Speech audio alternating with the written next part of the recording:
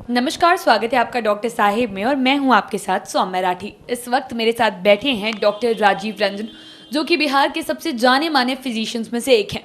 Doctor Sahib से आज हम ये जानने वाले हैं कि डायबिटीज़ जो है वो वाकई शरीर में किन बीमारियों का खतरा काफ़ी ज़्यादा बढ़ा देता है। सबसे पहले डॉक्टर साहब नमस्कार, बहुत बहुत स्वागत है आपका। बहुत बहुत धन्यवाद सौम्या जी।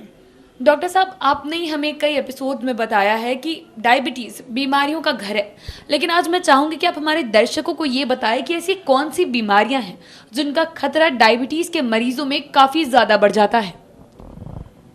सौम्या जी, अगर आप ग्रेड वाइज देखें तो डायबिटीज में जो खतरे वाली बात है, जिसके लिए व्यक्ति को बहुत ज़्यादा आगाह करने की ज़रूरत है, सामान्य पब्लिक को बहुत ज़्यादा ये जागरूकता फैलाने की ज़रूरत है, और आपका माध्यम इसके लिए सबसे उपयुक्त है कि सबसे पहली चीज़ जो किडनी की बीमारी थी, अभी अभी कुछ दिन पहले किडनी डे मनाया गया हमारे यहाँ 10 मार्च को।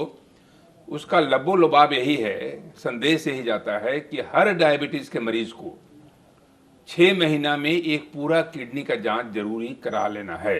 अगर आपको अनएक्सप्लेन्ड वीकनेस है, कमजोरी है, थकान है, पैर में सूजन है, आंखों में सूजन है, उल्टी का मन कर रहा है, भूख लगना कम हो गया, तो ये गुर्दे का ये संकेत है कि गुर्दे पर डायबिटीज का आक्रमण शुरू हो गया है, ऑनस्लॉट शुरू हो गया है।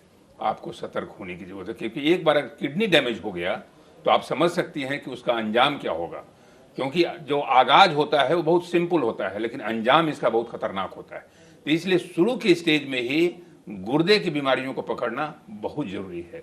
पेशाब में हल्का सा प्रोटीन भी अगर आना शुरू हो जाए, जो कि एकदम अर्लीस्ट एविडेंस है, तो आपको हर तरह से पूरी जांच करा के देख लेनी चाहिए कि आपका गुर्दा स्वस्थ है कि नहीं।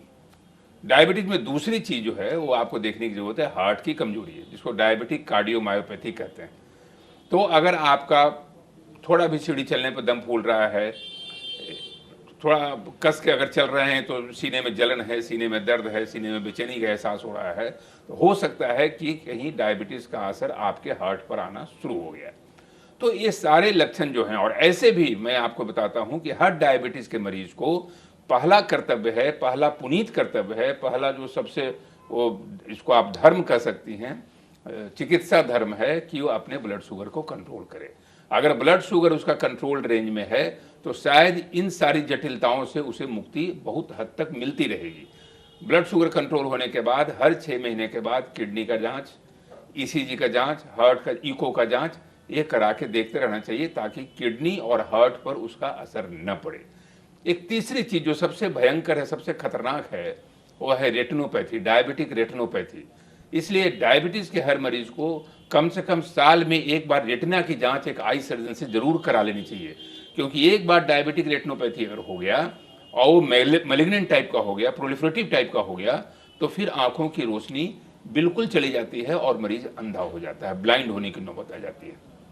तो डायबिटीज में किडनी, हार्ट, आंख ये बहुत ही अहम अंग है। बाकी तो मैं आपको बता रहा हूं शुरू से कि शरीर का कोई ऐसा हिस्सा नहीं है, कोई ऐसा अंग नहीं है जिसको ये जर्जर न बनाता हो, लेकिन इन सारी चीज़ों पर विशेष तवज्जो देने की जरूरत है, क्योंकि इससे आपके जीवन और मौत का जुड़ा हुआ सवाल है।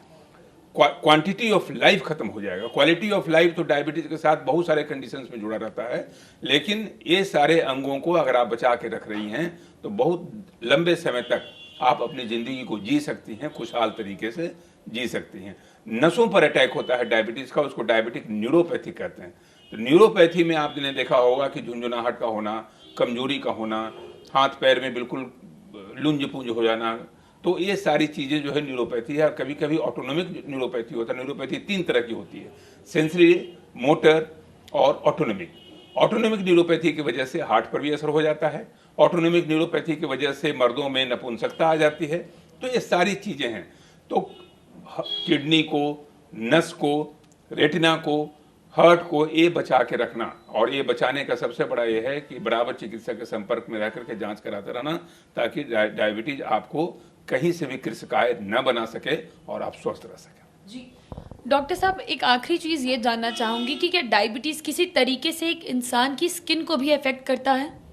बिल्कुल, क्योंकि जैसा मैंने कहा कि नक से लेकर सिक तक कोई ऐसा अंग नहीं है जो इफेक्टेड नहीं होता है। डायबिटीज अगर अनकंट्रोल्ड है तो आपका स्किन ड्राई हो जाएगा, स्किन सूखा हो जाएगा, उसमें मॉइस्चनेस खत्म हो जाएगा। चमड़े की बीमारियां तो इसलिए जब कभी आपका चमड़ा ड्राई होने लगे, उसमें स्केली स्किन होने लगे, स्केल्स आने लगे, तो आपको एक अच्छे चर्म रोग विशेषज्ञ से मिलकर उसका इलाज कराना चाहिए। लेकिन सबसे अहम इशू है, मैं बार बार इस बात को दोहराता हूं, ये $1 मिलियन आंसर है कि हमेशा ब्लड शुगर को कंट्रोल रखें। ब्लड शुगर को नियंत्रित रहेंगे, ये सारे अंग आपके साथ रहेंगे। अगर ब्लड शुगर गड़बड़ाया तो ये सारे रंग आपको दगा दे सकते हैं, ये सारे अंग आपको धोखा दे सकता है। जी, उम्मीद करती हूँ कि डॉक्टर साहब ने जो बातें बताई हैं आपने उन्हें ठीक तरीके से सुना और समझा होगा। इसी के साथ बहुत जल्द मुलाकात होगी अगले एपिसोड में। तब तक के लिए अगर वीडियो को फेसबुक पर देख रहे हैं तो पेज को लाइक करें, यूट्यूब पर देख रहे हैं तो चैनल को सब्सक्राइब करें। कमेंट सेक्शन या मेल बॉक्स के माध्यम से आप बता सकते हैं कि डॉक्टर साहिब से आपके और क्या सवाल हैं। धन्यवाद।